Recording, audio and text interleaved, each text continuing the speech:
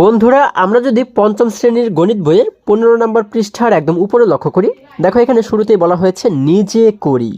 দেখো একটু নিচে লক্ষ্য করলে দেখতে পাচ্ছি 1 নম্বর প্রশ্নে বলা হয়েছে সঠিক উত্তরের পাশে টিক চিহ্ন দেই। আচ্ছা, আমাদের সঠিক উত্তরের পাশে টিক চিহ্ন দিতে বলা হয়েছে, তাই না? দেখো 1 নম্বর প্রশ্নে বলা হয়েছে 713 গুণ 1, তারপরে কিন্তু আমরা এই জায়গাতে একটি খালি ঘর দেখতে পাচ্ছি, তাই না? বলা হয়েছে এক্ষেত্রে গুণফলের একক স্থানের অঙ্ক 5 হলে খালি ঘরের অঙ্কটি কত হবে। আমাদের বলা হয়েছে যে আমরা যদি এই গুণটিকে করি, ধরো এখানে এমন একটি অঙ্ক বসবে, হ্যাঁ, এখানে এমন একটি অঙ্ক আমরা বসাবো, হ্যাঁ, যে এই দুটিকে গুণ যখন আমরা করব, গুণ করলে গুণফলের একক স্থানের অঙ্ক হবে 5।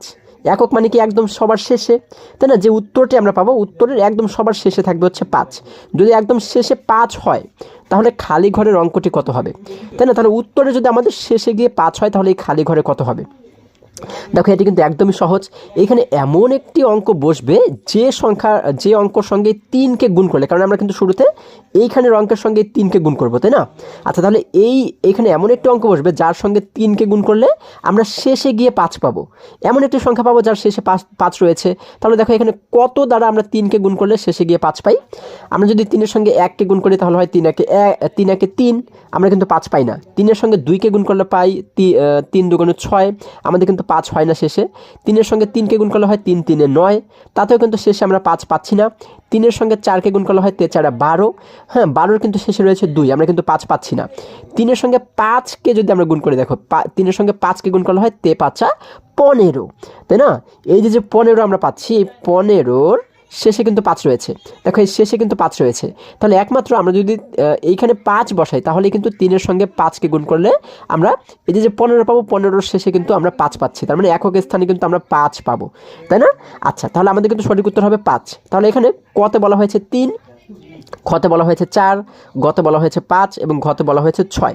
এখানে আমাদের সঠিক উত্তর কোনটি? সঠিক উত্তর হচ্ছে 5, তাই না? অর্থাৎ গ, আমরা গয়ের উপর একটি টিক চিহ্ন দিয়ে দিলাম।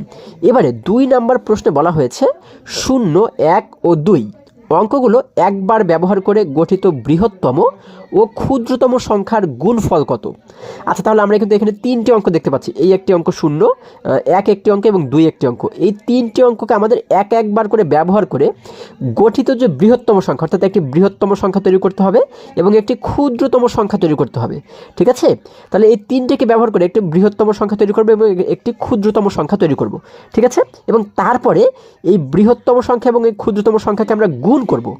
গুণ করলে গুণফল কত হবে সেটি কিন্তু আমাদের বের করতে বলা হয়েছে, ঠিক আছে? তাহলে প্রথমে আমরা এই 3টিকে ব্যবহার করে বৃহত্তম সংখ্যা কিভাবে তৈরি করতে পারি। বৃহত্তম মানে কি? বৃহত্তম মানে কিন্তু বড়, তাই না? আচ্ছা, তাহলে এই 0 1 এবং 2 এই 3টিকে ব্যবহার করে আমরা সবচাইতে বড় কোন সংখ্যা তৈরি করতে পারি। আমরা যদি বড় থেকে ছোট আকারে লিখি তাহলে কিন্তু সবচাইতে বৃহত্তম সংখ্যা তৈরি হয়ে যাবে, ঠিক আছে? এখানে 0 1 2 এগুলোর ভিতরে সবচাইতে বড় কে? 2। তাহলে প্রথম সংখ্যাটা আমরা লিখবো হচ্ছে 2। দেখো আমরা একদম প্রথম সংখ্যাটি লিখবো হচ্ছে 2, ঠিক আছে? আচ্ছা, দেখো আমরা প্রথম সংখ্যাটি লিখবো হচ্ছে 2, আমরা এখানে লিখলাম। আচ্ছা, এখানে ধরো আমি লিখে দেখাচ্ছি 2। এরপরে 2-এর পরে বড় হচ্ছে 1, তাই না? আমরা এখানে লিখে দিলাম 1 এবং একদম ছোট হচ্ছে 0, এই 0কে লিখবো আমরা শেষে। তাহলে এইভাবে যখন আমরা বড় থেকে ছোট আকারে লিখলাম তখন কিন্তু এখানে বৃহত্তম সংখ্যা তৈরি হয়ে গেল। এবার আমরা কি করব? ক্ষুদ্রতম সংখ্যা তৈরি করব। ক্ষুদ্রতম মানে কি? ক্ষুদ্রতম মানে কিন্তু ছোট। তাহলে ছোট সংখ্যা কিভাবে করে তৈরি করব? আমরা ছোট থেকে বড় আকারে সাজালেই কিন্তু ক্ষুদ্রতম সংখ্যা তৈরি হয়ে যাবে।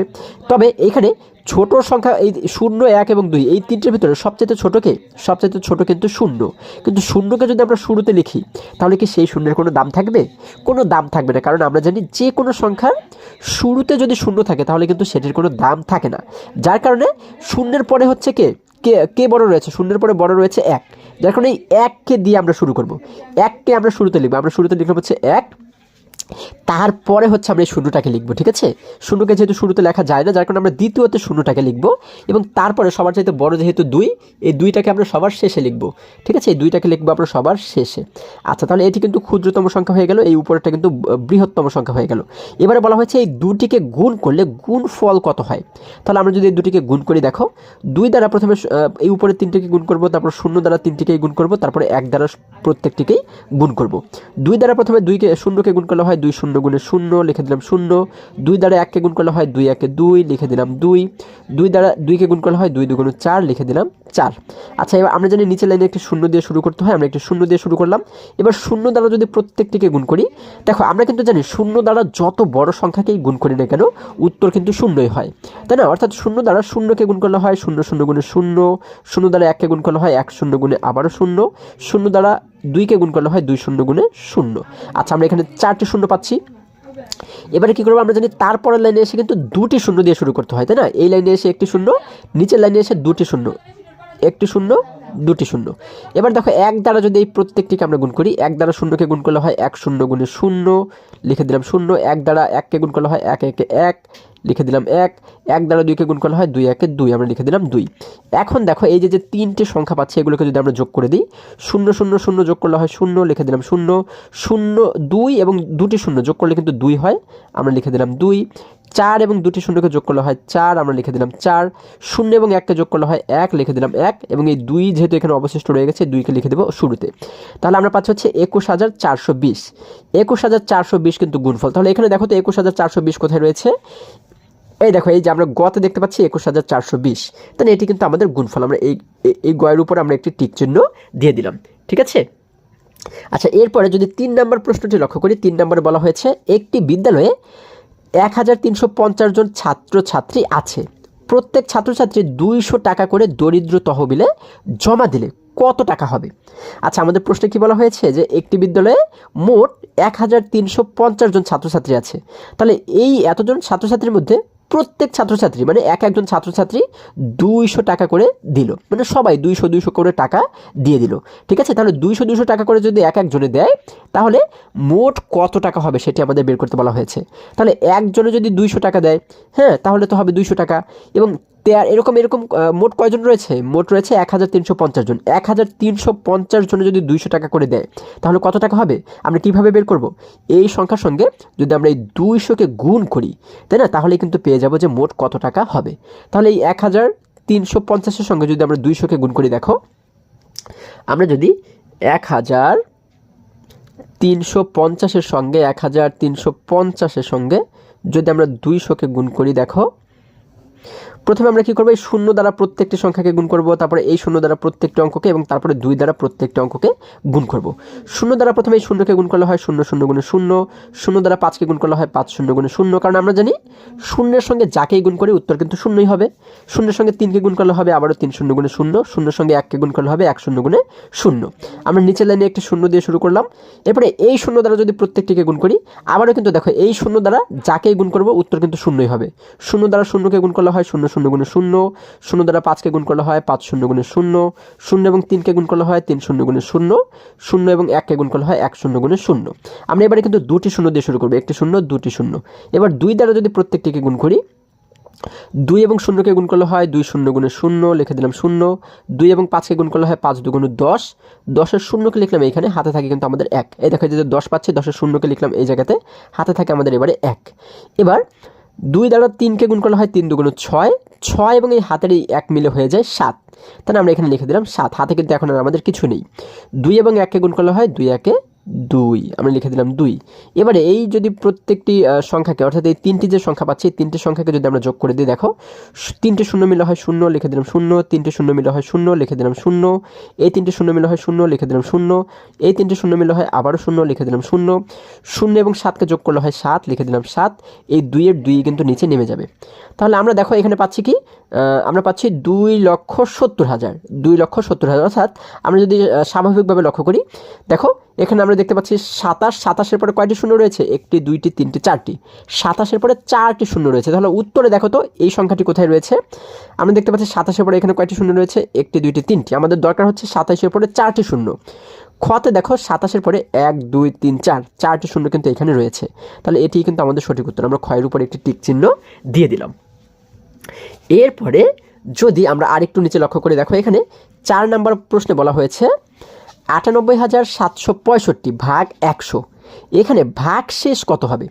আচ্ছা, তাহলে এই অঙ্কের ভাগ শেষ অর্থাৎ ভাগ করার পরে শেষে গিয়ে কোন সংখ্যাটি থেকে যাবে সেটিকেই তো বলা হয় ভাগ শেষ, তাই না? তাহলে সেই ভাগ শেষ কত হবে সেটি আমাদের বের করতে বলা হয়েছে। এটি কিন্তু আমরা খুবই সহজেই বের করতে পারি। কিভাবে?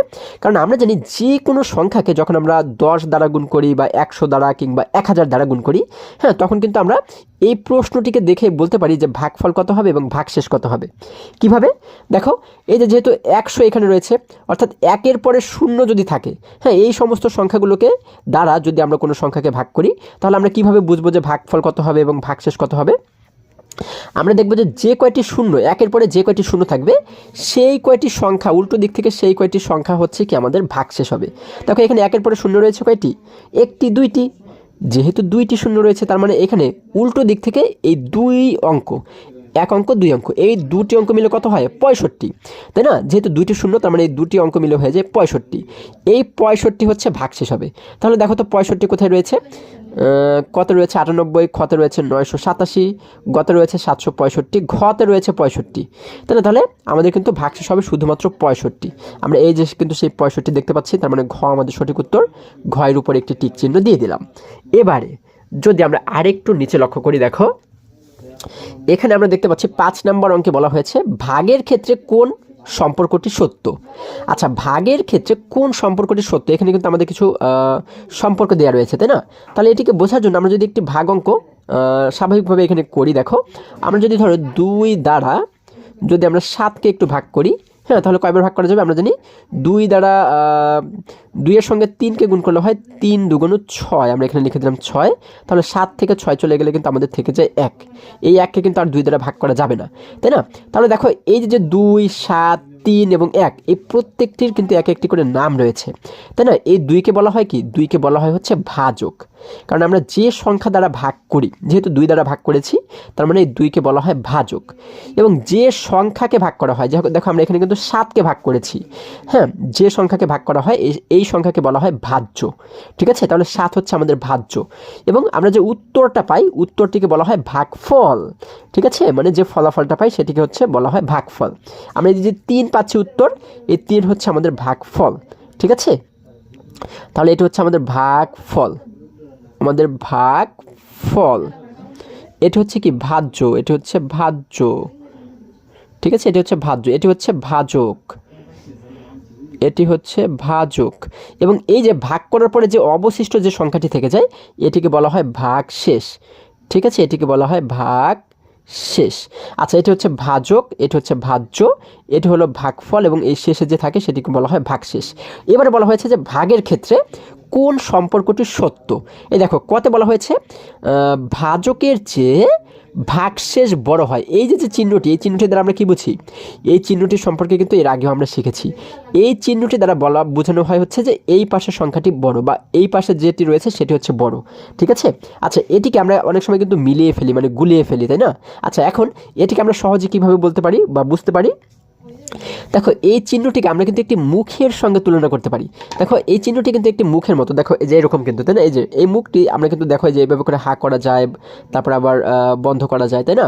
তাহলে আমরা যদি মনে করি যে এটি একটি মুখ, এখন এই মুখটি কোন পাশে হা করা আছে? এই পাশে হা করা আছে, তাই না? তাহলে এই মুখটি যে পাশে হা করা থাকবে সেই পাশের সংখ্যাটি বড় হবে। ঠিক আছে? আবার দেখো এই মুখটি কিন্তু এই যে এই পাশে হা করা আছে, তার মানে এই পাশের সংখ্যাটি বড় হবে। আবার এই মুখটি যদি এইভাবে দেওয়া থাকতো, তাহলে এই পাশে হা করা আছে, এবার তার মানে এই পাশের সংখ্যাটি বড় হবে। ঠিক আছে? তাহলে এখানে যেহেতু এইভাবে মুখটি আছে, তার মানে এই পাশে হা করা, তাহলে আমরা বুঝতে পারি কি এই পাশে বলা হয়েছে কি ভাগশেষ। ভাজকের চাইতে ভাগশেষ বড় হবে, কারণ মুখটি কিন্তু এই ভাগশেষের দিকে হা করা রয়েছে। তাহলে এইটি কি সত্য? ভাজকের চাইতে কি ভাগশেষ কখনো বড় হয়? আচ্ছা, ভাজক কোনটা? এই যে হচ্ছে ভাজক। দেখো আমরা দেখতে পাচ্ছি ভাজক রয়েছে 2 এবং ভাগশেষ হচ্ছে 1। এই যে নিচে আমরা যেটি পাই সেটিকে কিন্তু বলা হয় ভাগশেষ। এই ভাজকের চাইতে ভাগশেষ কিন্তু কখনোই বড় হয় না, সবসময় ভাজকের চাইতে ভাগশেষটা ছোটই হয়। ঠিক আছে? এটি কিন্তু তোমাদের সবসময় মনে রাখতে হবে, তাহলে এটি কিন্তু সঠিক নয়। এবারে খতে বলা হয়েছে ভাগশেষের চাইতে ভাজক বড়, কারণ এই যে দেখো এই মুখটি কিন্তু ভাজকের দিকে হা করে আছে, তাই না? এইদিকে হা করে আছে, তার মানে ভাগশেষের চাইতে ভাজক বড়। এটি কি সত্য? দেখো ভাগশেষ হচ্ছে এই যে এইটা, এই ভাগশেষের চাইতে বলা হয়েছে ভাজক বড়। ভাজক কোনটা? এই যে ভাজক। তাহলে ভাগশেষের চাইতে কি ভাজক বড় হয়? হ্যাঁ, এটি কিন্তু প্রত্যেকটি ভাগের ক্ষেত্রে তোমরা দেখবে ভাগশেষের চাইতে এই ভাজকটা কিন্তু বড় হবে। যেমন এখানে আমরা ভাগশেষ পাচ্ছি 1, এখানে ভাজক পাচ্ছি 2, তাহলে ভাগশেষের চাইতে কিন্তু ভাজকটা বড়। তাহলে এটি কিন্তু আমাদের সঠিক, তাহলে এই সম্পর্কটি কিন্তু সঠিক। তাহলে আমরা এই ক্ষয়ের উপর কিন্তু একটি টিক চিহ্ন দিতে পারি। এবার দেখো তারপর আমরা এই দুটিকে দেখি, গতে বলা হয়েছে ভাজক সমান ভাগশেষ, অর্থাৎ ভাজক এবং ভাগশেষ এই দুটি সমান হবে, এটি কি সঠিক? দেখো এই হচ্ছে ভাজক এবং ভাগশেষ হচ্ছে কোথায়, এই যে ভাগশেষ। ভাজক এবং ভাগশেষ কখনোই কিন্তু সমান হয় না, ঠিক আছে, ভাগশেষ সবসময় ছোট হয়, তাহলে এটি আমাদের সঠিক নয়। এবারে গতে বলা হয়েছে ভাজ্যর চাইতে ভাগশেষ বড় হবে, কারণ এই মুখটি কিন্তু এই যে ভাগশেষের দিকে হা করে আছে, তাহলে ভাজ্যর চাইতে কি ভাগশেষ বড় হয়? ভাজ্য কোনটা, এই যে ভাজ্য, এই ভাজ্যর চাইতে ভাগশেষ কি কখনো বড় হয়? কখনোই কিন্তু এটি বড় হয় না, ঠিক আছে, ভাগশেষ সবসময় ছোট হয়, তাহলে এটিও কিন্তু আমাদের সঠিক নয়। আমাদের সঠিক উত্তর হচ্ছে খ, আমরা এর উপর একটি টিক চিহ্ন দিয়ে দিলাম। এবারে দেখো আমরা দেখতে পাচ্ছি 6 নম্বর প্রশ্ন বলা হয়েছে কি 225 ভাগ ড্যাশ সমান 9, অর্থাৎ আমাদের বলা হয়েছে 225-এর সঙ্গে কতকে ভাগ করলে বা 225কে আমরা কত দ্বারা ভাগ করলে ভাগশেষ 9 হবে, এটি কিন্তু আমাদের বলা হয়েছে। ফাঁকা ঘরে কত বসবে, তাহলে আমরা 225কে কত দ্বারা ভাগ করলে আমরা 9 পাবো, আমরা এটিকে কীভাবে করে বের করতে পারি? আমরা এই 9 দ্বারা যদি 225কে ভাগ করি তাহলে কিন্তু এই সংখ্যাটি পেয়ে যাব, ঠিক আছে, 9 দ্বারা 225কে ভাগ করলে আমরা এই সংখ্যাটি পেয়ে যাব, ঠিক আছে। তাহলে যদি 9 দ্বারা ভাগ করি, একটু দেখো, আমরা যদি 9 দ্বারা যদি আমরা 225কে ভাগ করি, দেখো 9 দ্বারা যদি আমরা 225কে ভাগ করি,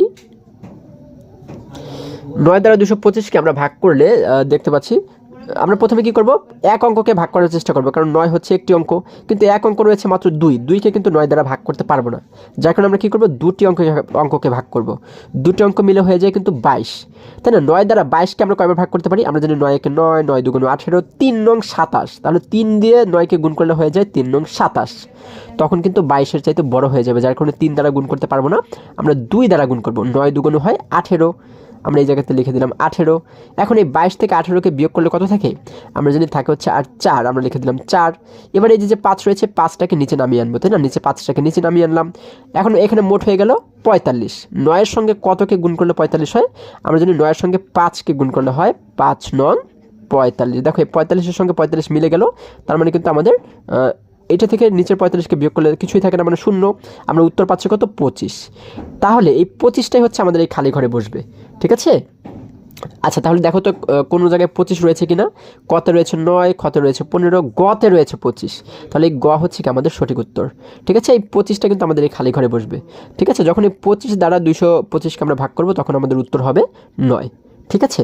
আচ্ছা এবারে 7 নম্বর প্রশ্নটি লক্ষ্য করলে দেখতে পাচ্ছি বলা হয়েছে তালেব সাহেব বছরে 98,400 টাকা বাড়ি ভাড়ায় ব্যয় করেন, তার মাসিক বাড়ি ভাড়া ব্যয় কত? আচ্ছা বলা হয়েছে তালেব সাহেব তিনি বছরে, সারা বছরে, হ্যাঁ, 98,400 টাকা বাড়ি ভাড়া দেন, তাহলে তার মাসিক মানে এক মাসে বাড়ি ভাড়া কত টাকা তার ব্যয় হয় সেটি আমাদের বের করতে বলা হয়েছে। তাহলে সারা বছরে কয় মাস, সারা বছরে যেহেতু 12 মাস, তার মানে 12 মাসে তিনি 98,400 টাকা বাড়ি ভাড়া দেন, তাহলে 12 মাসে যদি এই টাকা ভাড়া দেন, এক মাসে কি তিনি কম দেবেন না বেশি দেবেন? অবশ্যই কম দেবেন, এবং কত কম দেবেন, এই 12 মাসের, হ্যাঁ, অর্থাৎ এই টাকার 12 ভাগের 1 ভাগ দেবেন, তাই না, এই টাকার 12 ভাগের 1 ভাগ দেবেন, তাই না। আচ্ছা তাহলে আমরা এবারে কি করব, আমরা কিন্তু এই সংখ্যাটিকে 12 দ্বারা ভাগ করলে পেয়ে যাব যে তিনি মাসিক মানে এক মাসে কত টাকা ভাড়ার জন্য ব্যয় করেন, তাই না। আচ্ছা তাহলে আমরা এই ভাগটিকে যদি একটু করি, দেখো 98,400কে যদি আমরা 12 দ্বারা ভাগ করি, আচ্ছা এই ভাগটিকে তোমাদেরকে আমি যদি একটু করে দেখানোর চেষ্টা করি, দেখো এই জায়গাতে যদি আমরা করি, হ্যাঁ, এই জায়গাতে যদি আমরা করি 12 দ্বারা যদি আমরা 98,400কে একটু ভাগ করার চেষ্টা করি, দেখো 12তে কয়টি অঙ্ক রয়েছে, একটি, দুইটি, যেহেতু দুইটি অঙ্ক তার মানে আমরা এখানে প্রথমের দুটি অঙ্ককে ভাগ করার চেষ্টা করব, প্রথম দুটি অঙ্ক মিলে হয়ে যায় 98, তাই না। তাহলে আমরা দেখবো যে 12-র সঙ্গে কতকে গুণ করলে আমরা 98-এর সবচাইতে কাছের সংখ্যাটিকে পেতে পারি। তোমরা একটু আলাদা জায়গাতে গুণ করে দেখবে, ঠিক আছে। 12-র সঙ্গে যদি আমরা 8কে গুণ করি, তোমরা অনুমান করে গুণ করবে, ঠিক আছে। দেখো 8 দুগুণ হয় 16, 16-র এই যে 16 হয়, 16-র 6কে লিখলাম আমরা এই জায়গাতে, হাতে থাকে আমাদের হচ্ছে এবারে 1, 8 এবং 1কে গুণ করলে হয় 8 একে 8, এবং হাতের 1 মিলে হয়ে যায় 9, তাহলে আমরা পাচ্ছি কত, 96। দেখো এটি কিন্তু 98-এর সবচেয়ে কাছের সংখ্যা, তাহলে 8 দ্বারা গুণ করে যেহেতু 96 পাচ্ছি, তাহলে এই 8কে লিখে দিলাম এই জায়গাতে, এবং 8 বারং 96, এই 96কে লিখবো 98-এর নিচে, তাই না, এই নিচে লিখলাম 96। এবার 98 থেকে যদি 96 বিয়োগ করি, 8 থেকে 6 চলে গেলে থাকে হচ্ছে আমাদের 2, লিখে দিলাম 2। হ্যাঁ, 9 থেকে 9 চলে গেলে আর কিছুই থাকে না, মানে 0। আমরা জানি শুরুতে কখনোই 0 লিখতে হয় না, তাহলে আমরা বিয়োগ করে পাচ্ছি শুধুমাত্র 2। এবার এই পাশে যে 4 রয়েছে, 4টাকে আমরা নিচে নামিয়ে আনবো, তাই না, নিচে নামালে এখানে মোট হয়ে গেল 24। এবার দেখবো যে 12-র সঙ্গে কতকে গুণ করলে 24 হয়। আমরা জানি 12 একে 12, 12 দুগুণ 24। আচ্ছা দেখো, এই 24-এর সঙ্গে কিন্তু মিলে গেল। এবার 24 থেকে 24 বিয়োগ করলে আর কিছুই থাকে না, মানে 0। তাহলে আমরা এবারে কী করবো, পাশের এই যে শূন্যটা, এই শূন্যটাকে নিচে নামিয়ে নিয়ে আসবো। যখন আমরা একটি শূন্যকে নামালাম, দেখলাম কি এই শূন্য কিন্তু 12-র চাইতে ছোট, তার মানে এই শূন্যকে কিন্তু আর 12 দ্বারা ভাগ করা যাবে না, কারণ ভাগ করতে গেলে এখানে সংখ্যাটি বড় হতে হয়, তাই না। তো তাহলে আমরা এবারে কি করব, আমরা একটু আগে যেহেতু এই শূন্যকে নামিয়েছি, এখন যদি আরও একটি অঙ্ককে আমরা নামাতে চাই, তাহলে আমাদের যে কাজটি করতে হবে, পরপর দুটি সংখ্যাকে নামাতে গেলে আমাদের এই জায়গাতে কিন্তু একটি শূন্য দিয়ে তারপরে আরেকটি সংখ্যাকে নামাতে হবে, ঠিক আছে। তাহলে আমরা এখানে একটি শূন্য দিয়ে এই সংখ্যাটিকে, এই শূন্যটিকেও নিচে নামিয়ে দিলাম। আচ্ছা, যখন এই শূন্যটাকেও নামালাম, এখন দেখলাম কি এখন দুটি শূন্য মিলেও কিন্তু সেই শূন্যই হলো, তাই না, মানে এখনও কিন্তু 12 চাইতে এটি ছোট। কিন্তু এখন আমরা কি করব, এখন কিন্তু আমাদের এই শূন্যকেই ভাগ করতে হবে। কেন? কারণ সবসময় তোমাদের মনে রাখতে হবে, উপর থেকে যদি আমরা শূন্য নামাই বা যে সংখ্যায় নামাই না কেন, এটি যদি 12-র চাইতে ছোট হয়, তাহলে কিন্তু আমাদের এটিকে ভাগ করতে হবে, বড় হলেও ভাগ করতে হবে, ছোট হলেও ভাগ করতে হবে। কারণ উপর থেকে যেটিকে নামাবো সেটিকে আমাদের ভাগ করতেই হবে। কিন্তু বিয়োগ করে যদি আমরা শূন্য পেতাম, হ্যাঁ, তাহলে কিন্তু আমাদের এই 12 দ্বারা ভাগ না করলেও কোনো সমস্যা নেই, বা ভাগ করতে হতো না। কিন্তু উপর থেকে নামালে সেই সংখ্যাটিকে আমাদের ভাগ করতে হবে, এটি বড় হলেও করতে হবে, ছোট হলেও করতে হবে। তাহলে এবার আমরা দেখব 12-র সঙ্গে কতকে গুণ করলে আমরা শূন্য পাই। আমরা জানি যে কোনো সংখ্যার সঙ্গে যদি আমরা শূন্যকে গুণ করি, তাহলে কিন্তু সেই শূন্যই হবে, তাই না। অর্থাৎ 12-র সঙ্গে যদি শূন্যকে গুণ করি, তাহলে হবে 12 শূন্য গুণে 0। আচ্ছা, এবার এই শূন্য থেকে নিচের শূন্যগুলোকে বিয়োগ করলে কিন্তু আমরা পাই 0। এখন এই যে বিয়োগ করে শূন্য পাচ্ছি, এই শূন্যটাকে আর ভাগ করতে হবে না, ঠিক আছে। এবং আমাদের এখানে প্রত্যেকটা অঙ্ককে কিন্তু ভাগ করা হয়ে গেল, আমরা ভাগফল পাচ্ছি 8200। হ্যাঁ, তাহলে এইটি দ্বারা আমরা কি বুঝতে পারি, এটি দ্বারা বুঝতে পারি তার মাসিক বাড়ি ভাড়া ব্যয় হচ্ছে 8200, অর্থাৎ এক মাসে তিনি বাড়ি ভাড়া দেন হচ্ছে কত টাকা, 8200 টাকা। তাহলে 8200 কোথায় রয়েছে দেখো, কত রয়েছে 8400, খতে রয়েছে 8200। তাহলে এটি কিন্তু আমাদের সঠিক উত্তর, আমরা এটির উপর একটি টিক চিহ্ন দিয়ে দিলাম, ঠিক আছে। আচ্ছা, তাহলে বন্ধুরা আজকে আমাদের এই পর্যন্তই। আশা করি সমস্ত অঙ্কগুলো তোমরা খুবই সহজে এবং খুবই সুন্দরভাবে বুঝতে পেরেছো। আবারও দেখা হবে পরবর্তী ভিডিওতে। আর হ্যাঁ, তোমরা যদি আমার চ্যানেলে নতুন হয়ে থাকো, তাহলে এখনই চ্যানেলটি সাবস্ক্রাইব করে পাশে থাকো, যেন আমার যে কোনো ভিডিও আপলোড করার সাথে সাথে খুব সহজেই তোমরা সেটি পেতে পারো। সকলে ভালো থাকো, সুস্থ সবল থাকো, এই কামনা করে শেষ করছি। ধন্যবাদ সকলকে।